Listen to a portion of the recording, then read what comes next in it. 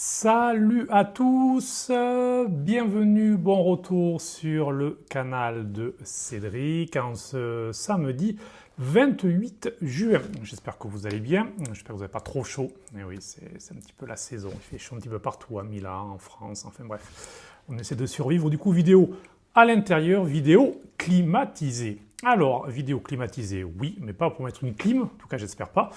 J'espère pas vous déprimer. Le sujet du jour, pas très original, on va parler mercato forcément, puisque l'Inter actuellement joue le mondial des clubs, et de ce mondial des clubs, on peut en tirer quelques enseignements, des enseignements qui auront des effets sur le mercato. Bon, déjà, niveau mercato, donc Ange Yohan Boni devrait signer ce lundi à l'Inter, donc 23-24 millions d'euros à peu près après des jours et des semaines donc de négociations avec Parme. Finalement, la fumée blanche devrait arriver pour valider ce transfert. Donc Boni qui va venir en complément, on peut dire troisième attaquant, même si les numéros, je pense, derrière Thuram et Lautaro n'ont pas forcément d'importance. Qui est troisième, qui est quatrième, c'est pas forcément important. En tout cas, il va signer. On en a déjà parlé précédemment. C'est un joueur, en tout cas, qui dans le profil vient très clairement en vice Thuram, puisqu'il a des qualités qui s'avoisinent, en tout cas, dans l'idée. Et s'il pourra aussi certainement jouer parfois avec Thuram, on a plus l'impression qu'il a plus des qualités pour jouer avec les autres attaquants de cette Inter. Donc Lautaro, qui devrait bien sûr rester comme Marcus Thuram. Et puis le quatrième qui devrait donc être Francesco Pio Esposito, qui d'ailleurs fête ses 20 ans ce samedi. Le jeune attaquant qui a marqué son premier but sous le maillot de l'Inter contre River Plate 4 jours après avoir joué ses premières minutes sous le maillot de l'Inter, lui qui est formé au club, vous le savez, qui a fait toutes les catégories, et puis qui est parti à Spezia en prêt où il a brillé. De retour, il était blessé début juin, donc il a raté le début du mondial des clubs. Il n'a pas participé également à l'Euro U21 pour la même raison.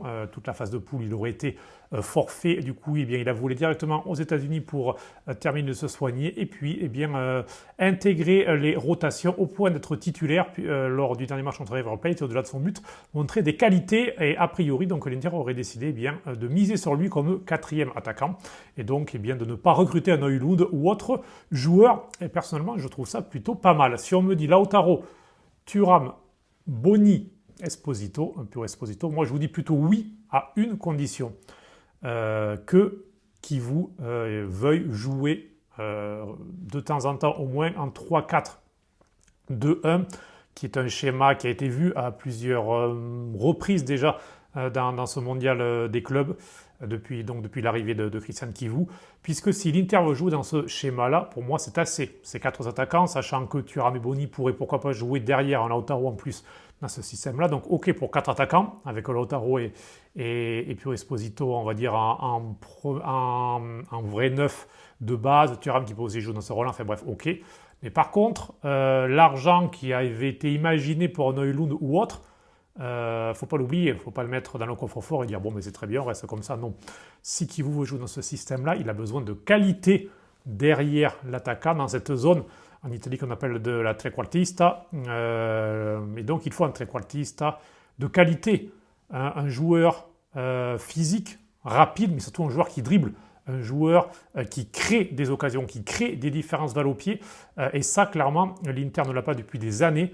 Et ce n'est pas que à cause du schéma. C'est vrai que le 3-5-2 instauré par Conte et ensuite poursuivi, même si avec d'énormes variations, en tout cas poursuivi par Simone Inzaghi, c'est vrai que souvent on a dit ah oui mais il n'y a pas forcément la place pour ces joueurs-là, mais c'est faux. Ça peut être une limite parfois, mais tu as plein de façons malgré tout dans les deux attaquants, tu peux en avoir un qui a ce rôle-là, qui va décrocher, qui va créer. Sur le côté, tu peux avoir un piston qui est dribbleur, qui crée des différences balles au pied. Donc ce n'était pas forcément la faute du système, c'était la faute du matériel à disposition des entraîneurs. Et donc l'Inter, depuis des années, est l'équipe qui dribble le moins en Serie A et l'équipe qui dribble le moins en Ligue des Champions. Ça n'empêche pas de gagner un Scudetto ou de finir deuxième régulièrement dans la finale de Ligue des Champions. Ça n'empêche pas d'avoir des résultats, certes, mais ça limite énormément ton jeu. Et puis surtout après toutes ces années, je ne sais pas vous, moi j'ai envie aussi d'avoir un petit peu ce jeu un peu plus spectaculaire, un peu plus de fait de surprise, fait voilà, qui donne un peu plus de frisson, d'avoir un joueur frisson, très clairement. Et ça, l'Inter ne l'a pas. Et pour jouer derrière les deux, si on me dit Fratesi, Zalewski, moi je vous dis non. Zalewski peut le faire un petit peu, mais Davide Fratesi, derrière l'attaquant, très bien pour s'insérer sans le ballon, mais ce ballon, il faut aussi le porter dans la surface ou proche de la surface. Ça, Fratesi ne sait pas le faire. Donc Davide Fratesi peut être une option, pourquoi pas, mais il ne peut pas être, selon moi, le titulaire dans un schéma de ce genre. D'ailleurs, si Kivu veut jouer comme cela, personnellement, moi je vendrais Fratesi. Mais bon, ça c'est un autre débat, on en parlera un petit peu plus tard. Je vais vous faire une vidéo de 20 minutes cette fois-ci, je me suis tenu de la faire un peu plus courte.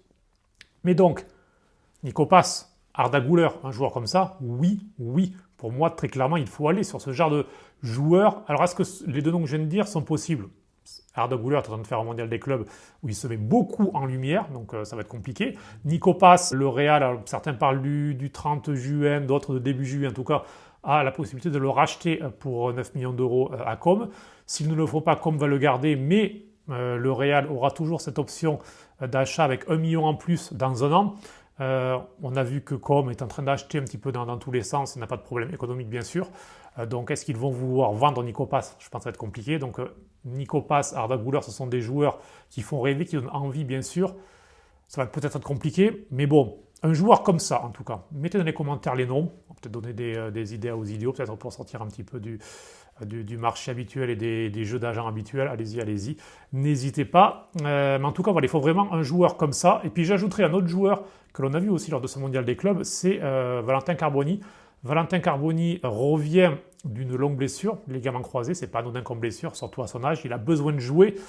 S'il n'avait pas eu cette blessure-là, s'il a fait une saison normale à Marseille, même avec un temps de jeu moyen, et qu'il s'était entraîné toute la saison, qu'il a eu un temps de jeu correct, j'aurais dit, voilà, il faut le garder dans la rotation, parce que comme Pio Esposito, il a en plus l'avantage d'être formé au club et donc de ne pas prendre de place dans la liste, parce que c'est un autre argument qui est important malgré tout dans le mercato de l'Inter cet été, c'est que vous savez, la saison passée, Correa n'était pas sur la liste pour la Champions League, non pas parce qu'il ne voulait pas le faire jouer, parce qu'il n'y a pas la place tout simplement. L'Inter n'ayant que 2 joueurs formés au club, Di Gennaro, le troisième gardien, et Di Marco, du coup la liste était bloquée à 23 puisqu'il faut 4 joueurs formés au club minimum dans la liste et 8 joueurs au total formés dans le pays en Italie, donc l'Inter avait ces 8 joueurs italiens formés en Italie mais pas parmi ces 8, 4 formés à l'Inter, donc liste de 23. Si tu gardes Valentin Carboni et Pio Esposito, ce sont 2 joueurs formés au club, donc tu es jeune, donc tu les rajoutes, tu n'as pas besoin de les rajouter en fait, donc tu restes dans ces quotas-là et donc tu récupères la place d'Arnautovic, que tu vas remplacer par Boni, sans devoir enlever d'autres joueurs. Par contre, il faut trouver des places pour Luis Enrique et pour également Petar Susic, qui a fait un très très beau match contre River Plate. La passe décisive pour Esposito et puis la façon dans laquelle il envoie vers le but Henrik Mkhitaryan, vraiment avec du dribble, avec de la qualité. C'est aussi ce dont je parlais précédemment. Il en faut au niveau de la quality, au niveau dans la zone offensive, mais il faut aussi cette qualité balle au pied un petit peu plus bas. Petar Susic, ça semble clairement le bon profil pour cela. On verra aussi la question, bien sûr, liée à Çalhanoğlu. Personnellement, je pense de plus en plus qu'il va partir. J'ai fait une vidéo il y a quelques jours par rapport à ça. Voilà. Là aussi, ça va rentrer dans le débat. Est-ce qu'il faut continuer à jouer avec un regista ou pas? Selon moi, peut-être c'est aussi le moment de casser cela après, parce que là c'est même depuis l'époque Spalletti où l'Inter joue avec un regista. C'est vrai que ça donne un jeu plutôt en ordre avec ce joueur qui décroche, qui lance la première construction. C'est vrai que c'est plutôt bien. Il y a d'autres façons de jouer au football, donc ça pourrait être aussi le moment de changer cela, mais bon, c'est une autre question. En tout cas, Esposito et Carboni, pour terminer, voilà, le fait qu'il revienne d'une blessure, je pense qu'il a besoin de jouer et le garder dans l'effectif avec un temps de jeu qui pourrait être malgré tout limité. C'est une vraie question. Est-ce qu'il ne vaut pas mieux peut-être l'envoyer un prêt quand même pour qu'il puisse retrouver très clairement le rythme et poursuivre ses progrès? Je pense que ce serait quand même le mieux. Mais en tout cas, Cristian Chivu a connu tous ces jeunes lorsqu'il entraînait la Primavera, les Carboni, les Stankovic, les Pio Esposito, même les Seba Esposito, même s'il lui aussi a plus qu'un an de contrat. Et donc le grand frère de Pio Esposito, qui aussi à ce mondial des clubs a de grandes chances d'être vendu à un club de Serie A au mois de juillet. Mais donc, s'il y avait bien un argument sur lequel on pouvait être satisfait, et personnellement c'est à peu près le seul de sa nomination, mais c'était le fait de pouvoir voir les jeunes peut-être avoir plus d'espace, puisque historiquement l'Inter de toute façon ne donne pas sa chance aux jeunes, ça c'est clair et net. Les deux derniers entraîneurs, Conte et encore plus Simone Inzaghi ne le font pas de façon naturelle. Conte l'a fait avec Bastoni, mais Bastoni c'est un fuori classe, c'est un joueur d'un autre niveau, donc c'est quand même compliqué d'ignorer ce genre de joueur. Certainement Inzaghi n'a pas eu ce genre de joueur parmi les jeunes à sa disposition, mais en tout cas, Pio Esposito, Valentin Carboni, peut-être Koki, Berenbruck, voire Topalovic. La question également Stankovic, même si a priori le club semble plutôt avoir l'intention plutôt de le vendre, si une offre aux alentours de 10 millions d'euros arrive, mais avoir un milieu de terrain pareil formé au club qui peut jouer dans son vrai rôle de Mediano, justement, donc de ce rôle à la Aslani ou à la Çalhanoğlu, dans un effectif de 25-26 joueurs, en plus il ne te prend pas de place non plus, ça pourrait être intéressant, au moins une saison, au moins 6 mois, et puis voir en janvier ce qui se passe pour lui et pour d'autres jeunes. Mais bon voilà, après l'Inter semble plutôt se diriger vers notre objectif pour le jeune milieu de terrain qui sort d'une très bonne saison en Suisse. Donc, en tout cas, l'Inter a utilisé l'option de rachat puisqu'il y avait une option d'achat. Ils ont racheté le joueur. Donc voilà, est-ce qu'ils vont le vendre? On verra prochainement.